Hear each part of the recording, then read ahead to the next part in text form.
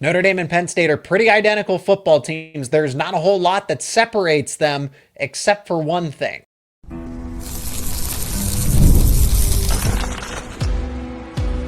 You are Locked On Nittany Lions, your daily podcast on the Penn State Nittany Lions.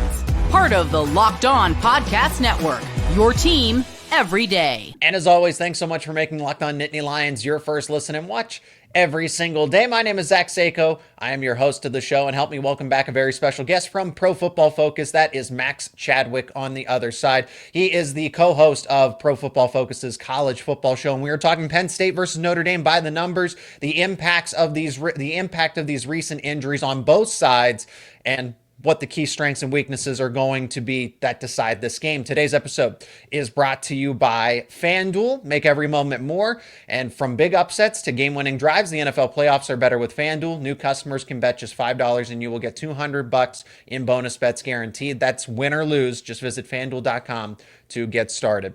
Max, when I look at this game, I see that there's not a lot that separates Notre Dame and Penn State, which is why they're here in the Orange Bowl in the semifinal.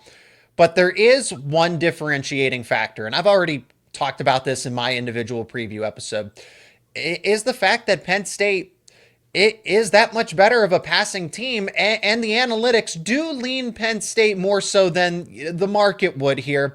But when you look at the passing grade between Notre Dame and Penn State's 87 has an 87 grade, and Notre Dame has a 74 grade.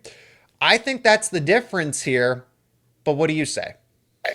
Yeah, I think so. I think it's a big difference for Penn State and a big advantage for Penn State in this game is they do have a quarterback in Drew Allar that I trust if he has to get into obvious dropback situations. I don't know if I trust Riley Leonard in obvious dropback situations, where I think that Notre Dame offense is really, really predicated around the ground game. And if you take that away, I don't know where their offense goes from there, right? And I do think Penn State's offense is very reliant on the run game as well. It's a big reason why they were able to win that game for Boise State. But the difference is when you need Drew Allar to make an NFL throw, he can make an NFL throw. I don't know if I trust Riley Leonard to do it all that much. Now, he's capable of it. We've seen it before, but it's not as consistent as Drew Allar has been. So I think that is a big advantage for Penn State in this game is that I do think their quarterback in Drew Allar, while not as mobile as Riley Leonard, I do trust him a lot more if you get into a 3rd and 8, for example, rather than I trust Riley Leonard in that situation. And is it mostly Riley Leonard and his ability to pass, or is I know the receiving grade isn't the best either, and Tyler Warren is on Penn State's side. They have Jordan Faison. They have Mitchell Evans. They have Greathouse. I'm not saying that Notre Dame doesn't have targets at Riley Leonard's disposal, but is it mostly the quarterback for Notre Dame when it comes to their passing attack, or is it also because the wide receivers and the pass catchers overall just don't give them enough? No, it's both. I think you make a good point right there. Notre Dame right now is 74th in the country in receiving grade, right, which is below average in terms of the FBS landscape. So they don't have a Tyler Warren, whereas Penn State, I would say it's similar to Notre Dame, that wide receivers are very, very underwhelming. Notre Dame's the same way. Difference is Penn State is an absolute superstar, a tight end that helps drag up that receiving core. Whereas Notre Dame, we thought Mitchell Evans would be that guy, but it seems like that torn ACL he had last year has really kind of limited him this year. He's just not been the superstar tight end that we thought Mitchell Evans could have been going into the year. So, I mean, Penn State still has a top 20 receiving grade in the country right now, and really that's all because of Tyler Warren. Notre Dame, like I said, is well below average because of their underwhelming receivers, underwhelming tight ends as well. So it's a little bit of both. Yeah, it absolutely is. And I think Notre Dame, offensive line-wise, is really good in terms of run blocking, below average in terms of pass protection as well. So I think that's another thing to keep an eye on in this game to do with Penn State and how good their pass rush is that Penn State's pass rush against that Notre Dame underwhelming offensive line. So yeah, it's honestly everything about the Notre Dame passing attack that I just really haven't been that impressed by this year. And that's why Abdul Carter's injury matters so much, whether he's just not only we're assuming that he's going to be available, but Penn State's not going to disclose anything officially. But that's why the impact of Abdul Carter, whether he's limited, whether he plays into more of a hybrid role, him not being that 4-3 defensive end for most, if not all of the game, is going to be a big deal going up against a left tackle like an Anthony Knapp, who is a freshman. I mean, Notre Dame's offensive line, I know they've been missing starters throughout the season, guys that they anticipated to be a part of that front five. But this is not the best version of Notre Dame. This is not the best version of Notre Dame's offensive line here. No, and they've had, like I said, they've had issues all year, and I think especially in the run blocking area where they've been really good this year. But when they go up against really good run defenses, they have not been nearly as down as they've been all year. So that's another big key in this one as well. As that Penn State's run defense has been spectacular, especially in that Boise State game. That's a big matchup. Is it can they get push at the line of scrimmage against Penn State like they've done against a lot of other teams all year, or will they struggle like they've done against some other elite run defenses that Notre Dame has played? Well, and let's take that a step further, right? Because that's where I look at this matchup and I say, okay, Penn State, at least in my mind, it's not going to be an overwhelming, dominant victory, right? Notre Dame has gotten here to this point behind the run game, and that's why we're going to talk about all these different injuries, Jeremiah Love, Abdul Carter, etc., in the upcoming segment. But how is Notre Dame able to do it? Because Notre Dame is, to an extent, one-dimensional. I know Riley Leonard is a dual threat quarterback, but they lean so heavily on the ground game. They're averaging over 6 yards per carry. This was a top 3 rushing attack going into the postseason. So how do they do it with the fact that this is a team in terms of yards per completion, Max? They are 122nd presently. It's not like they are middle of the road. Like, that's bad. You are 12 spots away from being last in the country as a team that is in the national semifinal. Is it really all Jeremiah Love? Like, how do they, and Riley Leonard factoring in just as a changeup? How do they do it?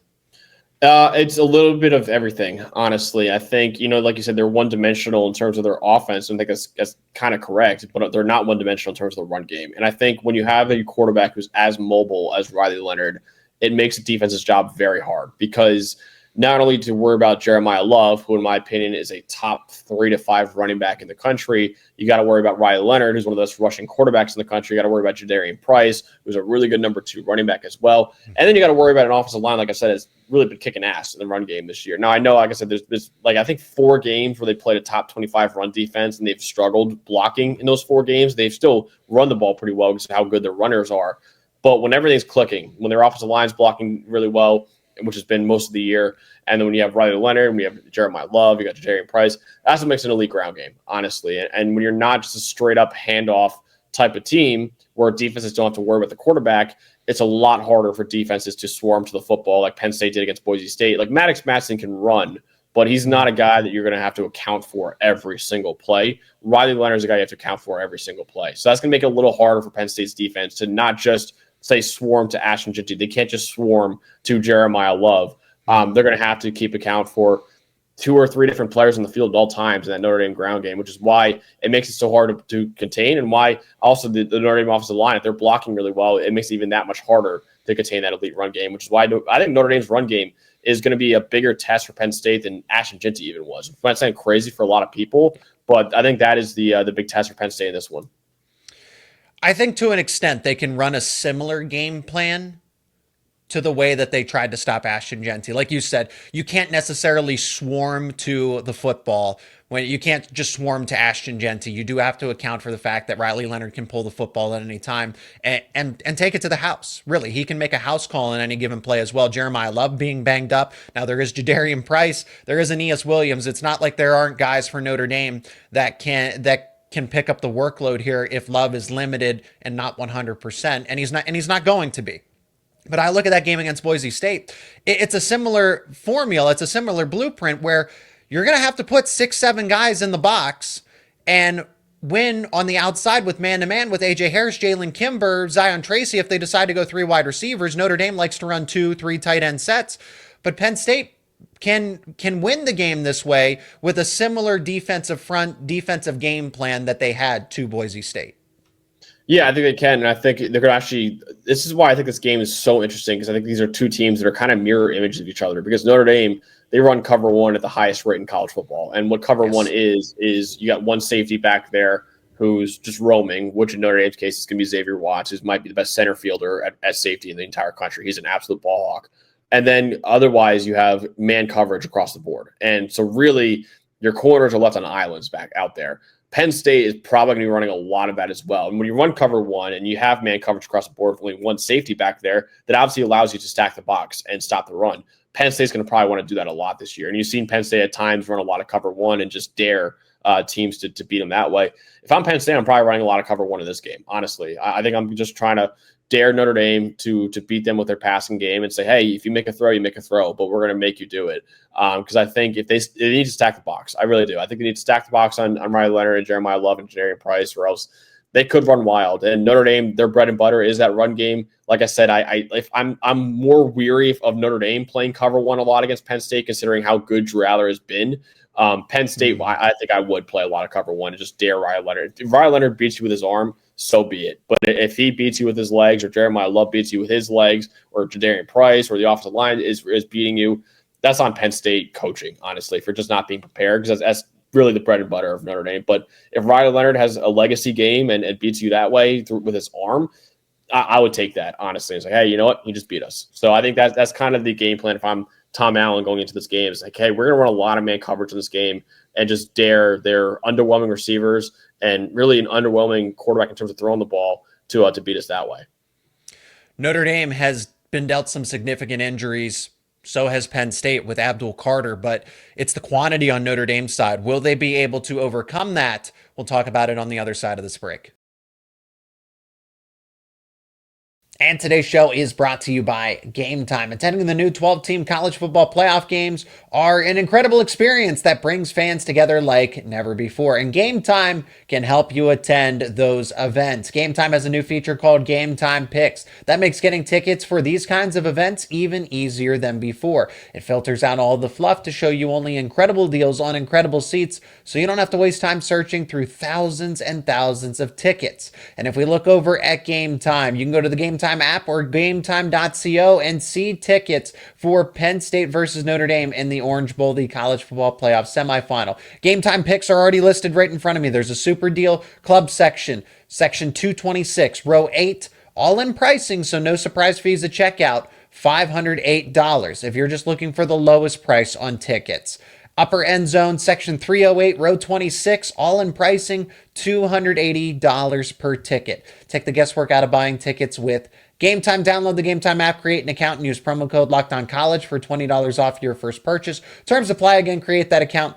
Use promo code LOCKEDONCollege for $20 off your first purchase. Download Game Time today. Last minute tickets, lowest price, guaranteed.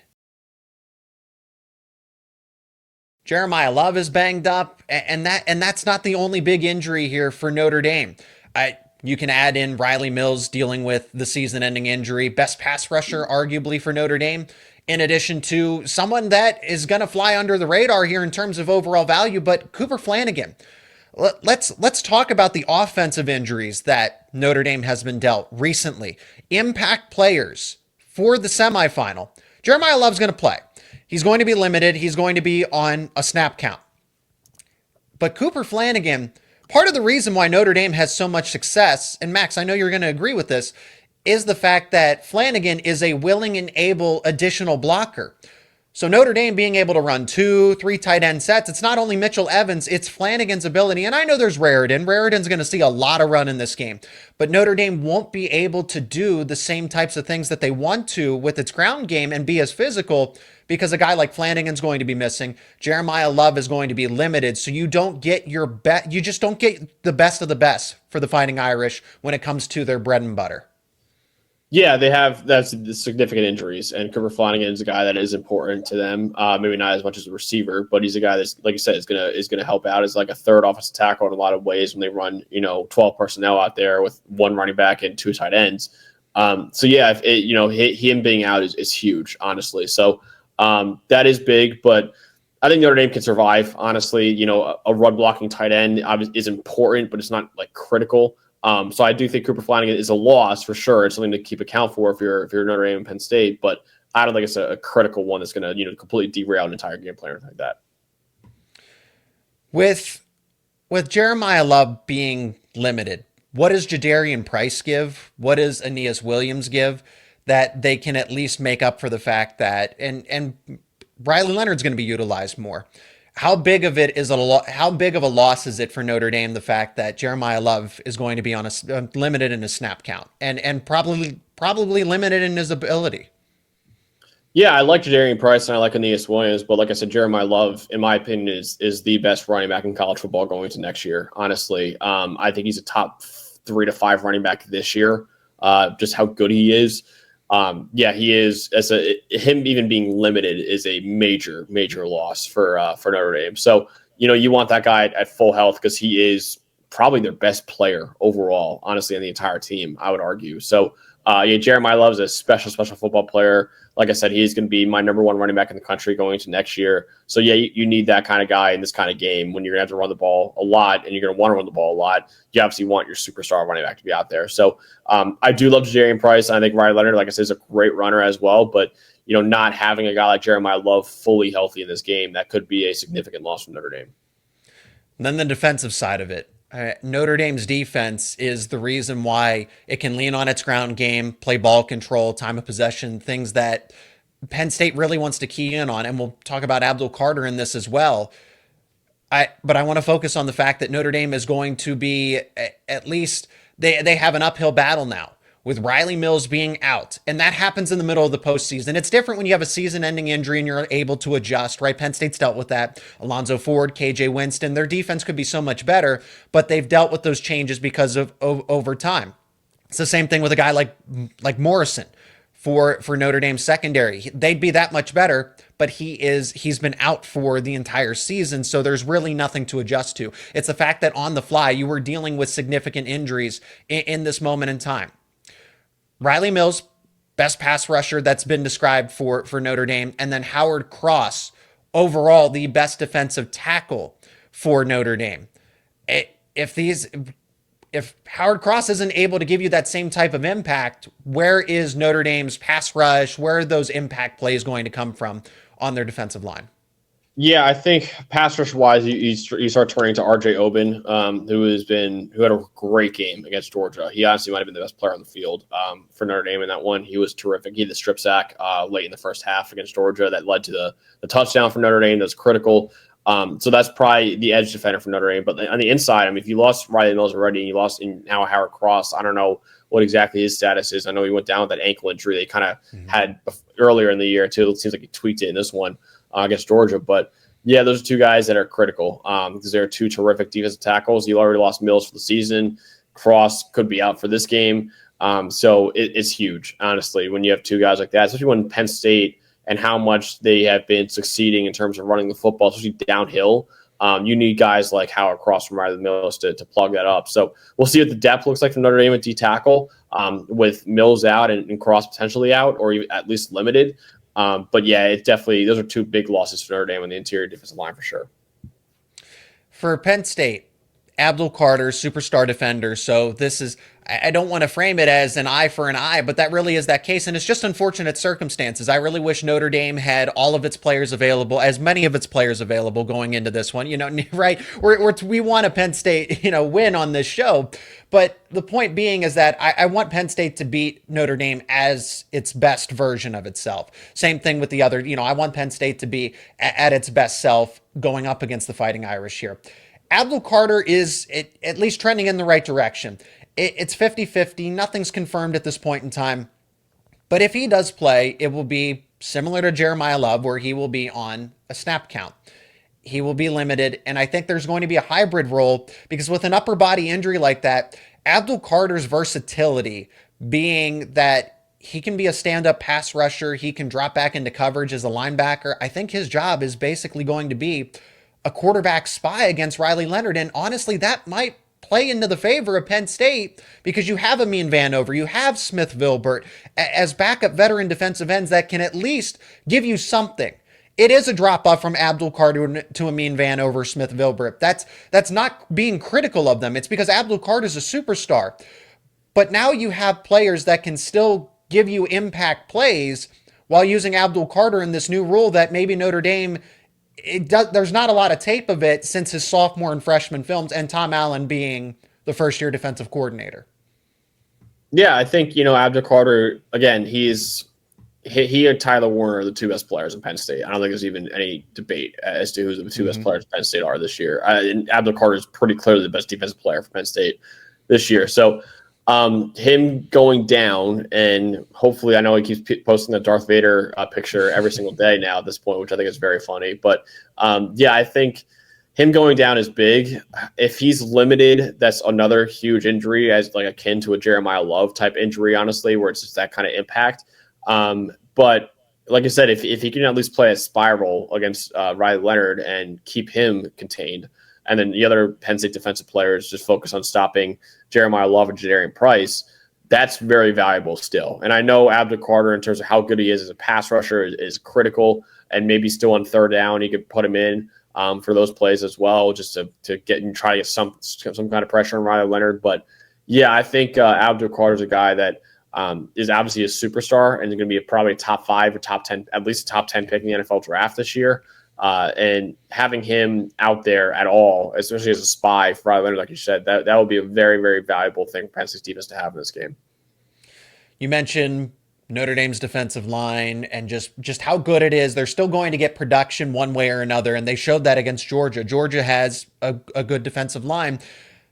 Notre Dame was still able to get pressure, able to cause havoc. Penn State's offensive line struggled with Boise State's blitzes. They struggled in pass protection. I have not seen Drew Allar under that much duress. Max, we're going to get your thoughts on Penn State's offensive line. Can they handle Notre Dame's defensive line even at a weaker state? And can Penn State's wide receivers, particularly just Trey Wallace and Amari Evans, because they really don't go to anybody else outside of Tyler Warren in the passing game, can they win those matchups one-on-one outside against Notre Dame's secondary? We'll talk about it coming up after the break. And today's episode is also brought to you by FanDuel. From big upsets to game-winning drives, the NFL playoffs are better with FanDuel. Because right now, new customers can bet just $5 and you will get $200 in bonus bets guaranteed. That's $200 in bonus bets, win or lose. FanDuel Sportsbook app gives you everything you need to place live bets, same-game parlays, and so much more. And if we look over at FanDuel.com, we can see in the lines for, yes, Penn State versus Notre Dame. Notre Dame is a 1.5-point favorite, minus 132 on the money line. Penn State plus 110 on the money line. The total is set at 45.5. If you like those lines, you can bet them over at FanDuel.com. Just visit FanDuel.com to join today, and you will get started with $200 in bonus bets, win or lose, after your first $5 bet. That is FanDuel.com. Make this playoff season unforgettable with FanDuel, an official sportsbook partner of the NFL. I think Penn State's offensive line has been playing its best football, but I can't say that they took a step back against Boise State, but I think it was certainly a reality check that, okay, they did well against Oregon. They did well against SMU, respectively, because SMU is one of the better front sevens in the country. I don't think people realize that. Oregon had figured things out in the front seven as well. And Penn State not only held its own, but dominated against better competition here. And then against Boise State, I guess a little bit of a reality check. Now, I'm under the impression that these aren't necessarily talent issues, but rather communication issues.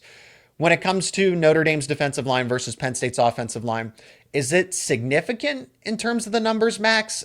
Because Notre Dame's defensive line, I would naturally give them the edge, or is this a big concern going into this one against Penn State's offensive line? I think it would have been a big edge for Notre Dame if Mills and Cross were healthy, because I do think that would be a big advantage for them.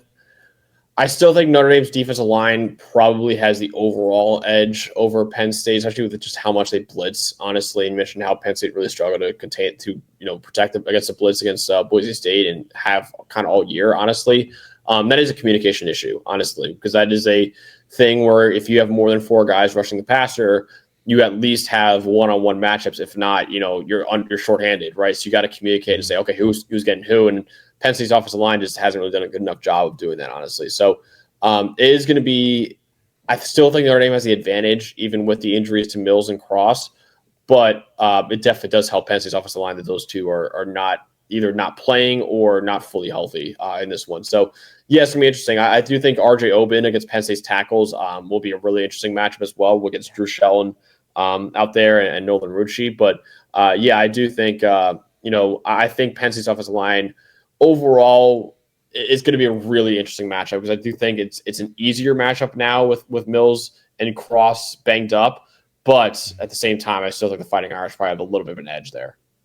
Oban versus Shelton is certainly going to be one that's important, but when I look at Notre Dame and the way that Al Golden likes to attack, especially up the A gaps, and that's where a lot of the pressure came from. It wasn't, yes, did it come from the outside against Boise State? Absolutely, but more often than not, they were able to get internal pressure right up the middle.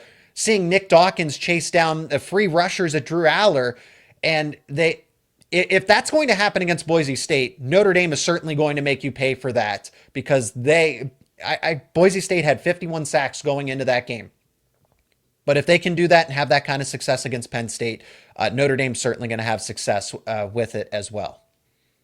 Yeah, definitely. And like I said, the amount of Notre Dame, how much they play cover one, they're going to be able to blitz a lot in this one. I think they're going to probably send a blitz a lot against Drew Allar here. And obviously, sending blitzes, try to stop the run game in the backfield as well. So, yeah, a lot of the A-gap pressure. I mean, Nick Dawkins has struggled in pass protection this year. And I think a lot of times when there is a blitz, it's on the center to point it out, obviously. And there's been some communication issues with him there, and honestly, just him in general, just protecting against it. So that's a big one too. Is just how much Notre Dame blitzes in this game with maybe a linebacker like Jack Kaiser or anyone like that. Trying to get up the middle. Drake Bowen has been a good player for them as well. Just try to get up the middle on Penn State against Nick Dawkins, because I think out of the 5 offensive line for Penn State, honestly, I think Nick Dawkins might be the weak link in terms of the pass protection right now this year.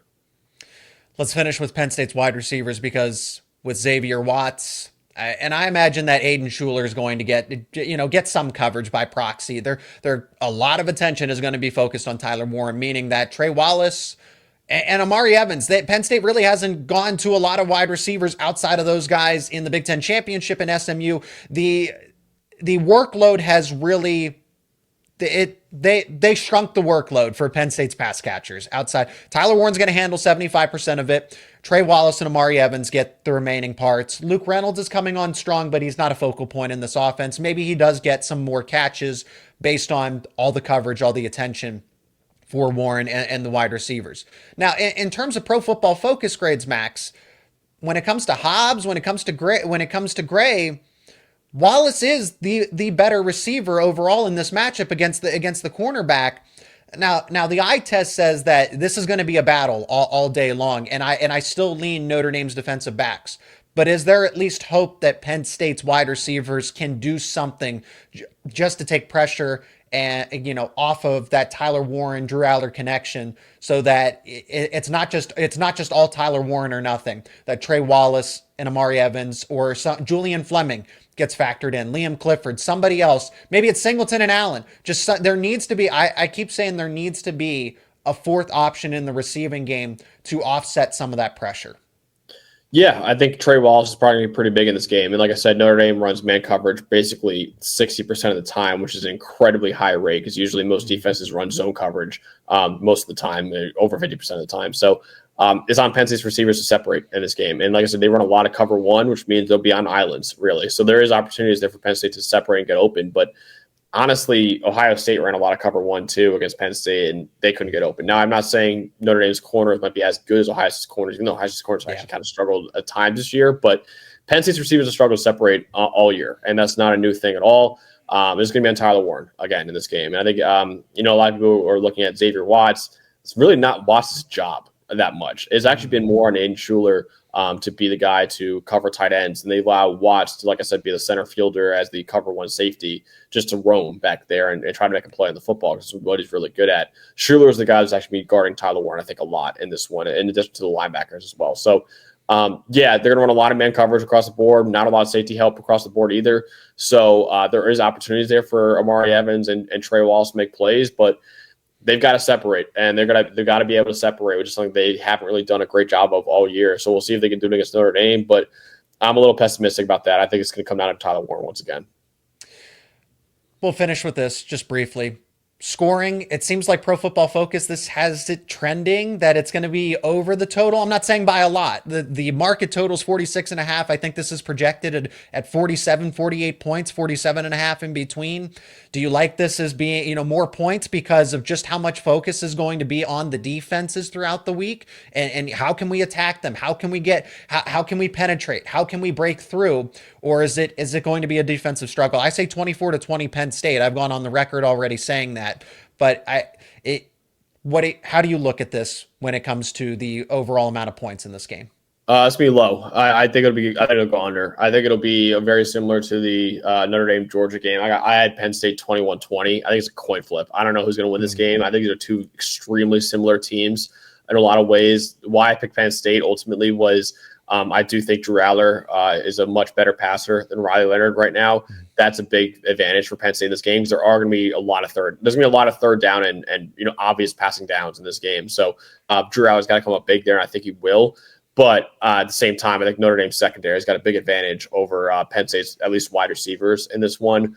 And we'll see about the Notre Dame run game against Penn State's run defense as well. Because Penn State, the one thing I'll say about Penn State's run D, as good as it's been, they've missed a lot of tackles this year. Tackling has been a big problem for Penn State. Now, it was fine against Boise State because they swarmed to the football and they just dominated Boise State's offensive line up front. But Notre Dame's offensive line is a lot better than Boise State. So if you can't dominate Notre Dame the way you did against Boise State, and you still really struggle to tackle ball carriers, it could be a long night for your defense. So it's a coin flip for me. I do give Penn State the slight edge, though, but I do think it'll be under. I think it'll be a rock fight. He is Max Chadwick of Pro Football Focus. Links to all of his work will be down in the description. I encourage you to go check them out. Max, thanks so much again for the time, as always, the insight, and coming back here on Locked On Nittany Lions to discuss another matchup here, talking about it by the numbers. Penn State versus Notre Dame in the Orange Bowl. It will certainly be an exciting one, nevertheless. Thanks, Zach. Appreciate you, man. And once again, thanks so much for making Locked On Nittany Lions your first listen and watch every single day. For your second listen and watch, check out Locked On Big Ten with host Craig Sheeman. Craig puts the Big Ten first when everybody else seems to overlook it, and that was certainly the case with all the debates around the college football playoff. You can find Locked On Big Ten available on YouTube and wherever you get your podcasts, and it's part of the Locked On Podcast Network, your team every day.